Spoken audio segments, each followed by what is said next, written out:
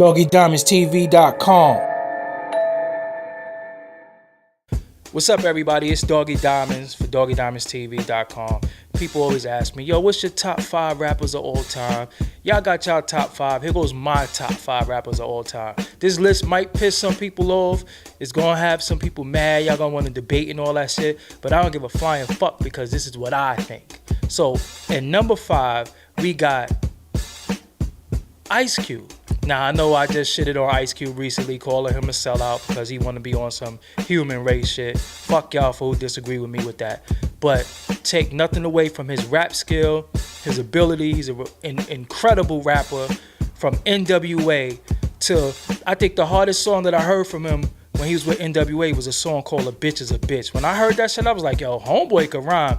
And reason why it made Ice Cube so dope, because he was a West Coast dude. And me being from Brooklyn, we was laughing at these Jerry Curl dudes like they was all country and shit. It was like, yo, these country dudes got Jerry curls and shit. But I was like, yo, that kid Ice Cube, which was a funny ass name to me too.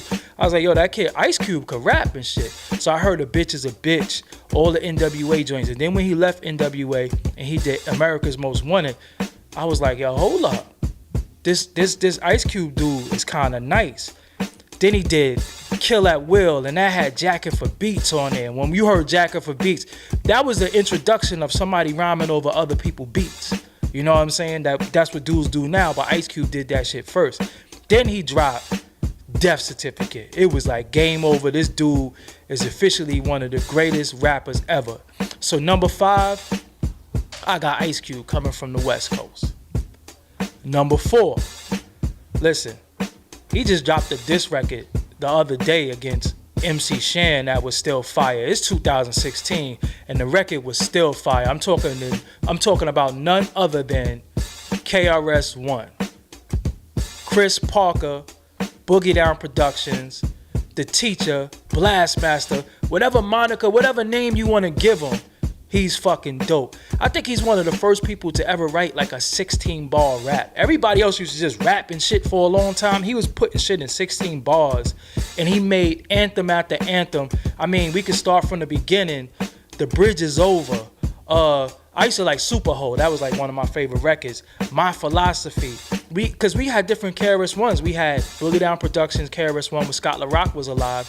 Then we had, post KRS-One with Scott LaRock Death. And it was just like, yo, this dude is just fucking incredible.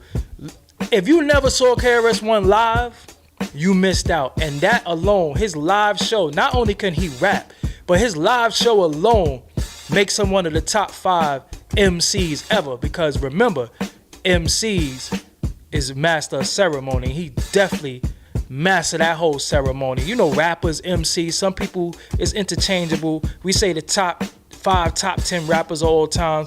But I like to say, when I think about rappers, I like to think about MCs. And KRS-One is the ultimate MCs. Lottie Dottie, I don't rock Versace. Remember that record? The MC. What, we gonna count them off? Yo, one of the dopest KRS-One records is a song called Higher Level.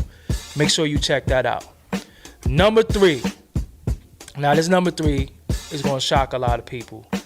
Because y'all gonna say, number 3? How the fuck is he number 3? He belong number 1 or number 2. But I'm gonna put him number 3 because number 2 and number 1, I just think is greater. You can argue with me, you can leave a comment down there, you can do whatever the fuck you want. This is my list. Number 3 is the real God MC. Not that rap God shit Eminem was talking about. I'm talking about the God MC, Rakim Allah. Listen, I came through the door. I said it before. When I first heard that shit, I was a little baby dude. And I was like, what the fuck was that? And then what made it so dope is that one of the greatest producers of all time did the production, Marley Marl, and we didn't even know that. Now I ain't gonna give it away because then you was gonna know who's my 2 and 1. I'm not gonna give you that. Listen, Rakim. There's no introduction needed for Rakim. There's no reason why I gotta tell you why he's one of the greatest MCs ever. It's not one MC Rakim has not influenced. It's not one MC that has not copied Rakim, that don't have a little bit of Rakim's DNA and their formula, how they do their shit. One of the illest voices.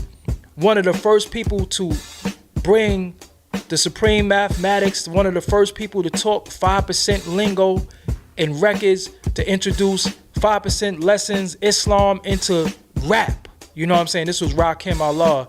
And this dude was a teenager doing this shit. One of the strongest voices. And it's like, Rakim, man, like, no introduction needed. Like, we could go through the records. My favorite Rakim record of all time is Saga Begins, produced by Pete Rock. I love the Saga Begins. That's like, oh shit, the Saga Begins. My eyes is the photography lens. Yo, check out the Saga Begins. I love that shit. That's one of my favorite records. Yeah, he might not have had the long career that we wish he had, but for the little short amount of time that he put out albums, still one of the most impactful MCs ever. Rakim Allah. That's my number 3. Number 2, I'm talking about none other than the cool genius of rap, Kool G Rap. I call him 1,001 ways how to kill a motherfucker, because he kill you different on every song. This song, he might have stabbed somebody. This song, he might have shot somebody. This song, he might have gave him more stitches than Frankenstein. He put more holes in you than the White Castle burger. Metaphor game is retarded. Simile game is retarded. Kool G Rap, the MCs influence almost everybody, just like Rakim. But Kool G Rap, I always thought he was dope, and he got overlooked a little bit because he had a little lisp, and his enunciation and clarity wasn't as good as some other MCs. But Kool G Rap, man, like, he said some of the illest shit. Road to Riches, when that came out, I don't remember how old I was. I know I was too young to be outside and shit. And that shit inspired me to get money and shit. And I couldn't have did nothing but had a paper route at the time. But I still was like, yo, I'm on the road to the riches. Like, I want to get money. Rakim used to hang with G-Rap. And I used to always wonder, like, Rakim and G-Rap, like, why they never did a song together too? Y'all gotta work that out. We gotta talk about that off the camera and shit. Why Rakim and G-Rap never did a song? But G-Rap is my number 2. Road to Riches, Streets of New York, Ill Street Blues. Yo, I could name so many. His verse on the Symphony with Marley Marl. Come on, man. We talking about Kool G Rap. Without Kool G Rap, we might not have a Big Pun. Big Pun will say that himself. So Kool G Rap is my number 2 greatest MC of all time. Now, number 1, if you know me and you follow me and you know how I give it up, you know what I talk about, you know I never made no secret who's the greatest rapper of all time. The greatest rapper of all time is right from this neighborhood. Now, who you gonna think of? All right, I'm in Bed-Stuy, right? So when you think the greatest rapper of all time, I know what you're gonna say. He gotta be talking about Biggie. Nope. He talking about Hov. Hov, the greatest rapper of all time. He from the style too. Nope. Fab? Fab from the style. You talking about Fab? Nah, Fab is creeping up on them lists, but not yet. I'm talking about the father of Brooklyn rap. BDK, Big Daddy Kane, the godfather of Brooklyn rap. Without Kane, listen, let's keep it a buck.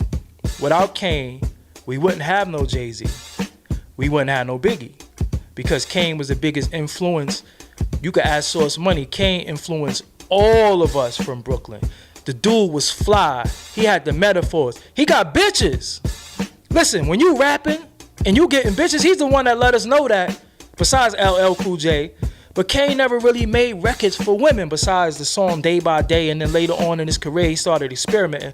But I'm talking about bitches love the fact that he was rapping. You know what I'm saying? And when I first heard him on Raw, I was like, yo, who is this dude? And I remember being young and just being a ultra. The only person I ever been a fan of in hip hop is Big Daddy Kane.